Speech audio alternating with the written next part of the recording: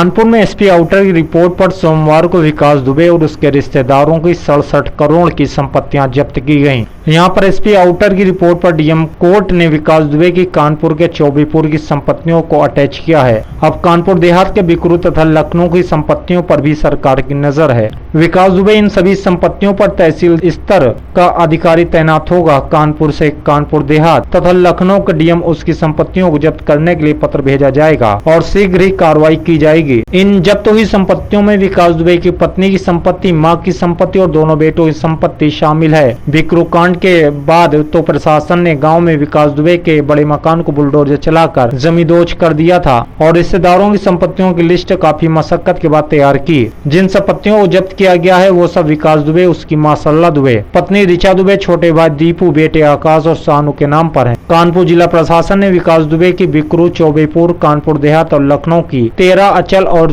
10 चल संपत्तियों को जब्त किया है। कानपुर की इन सभी संपत्तियों पर तहसीलदार स्तर का अधिकारी बतौर रिसीवर तैनात होगा। इसके अलावा कानपुर देहात और लखनऊ डीएम को रिसीवर बैठाने के लिए पत्र भेजा जाएगा।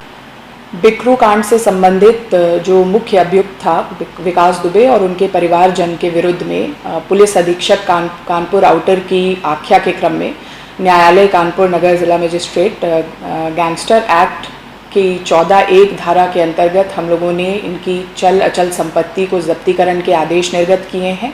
ये वही चल अचल संपत्तियां हैं जिनको इनके द्वारा अवैध रूप से इनका अर्जन किया गया था और इनके आय के स्रोत के बारे में कोई स्थिति स्पष्ट नहीं थी। पुलिस की आख्या के क्रम में ये जब्तीकरण और अटैचमेंट की कार्रवाई की गई है। इसमें तहसीलदार जो हैं वो रिसीवर के रूप में नियुक्त किए गए हैं। इसमें यह भी अवगत कराना है कि ये चल अचल संपत्तियां न केवल कानपुर नगर जनपद में बल्कि कानपुर देहात जनपद और जनपद लखनऊ में भी स्थित हैं।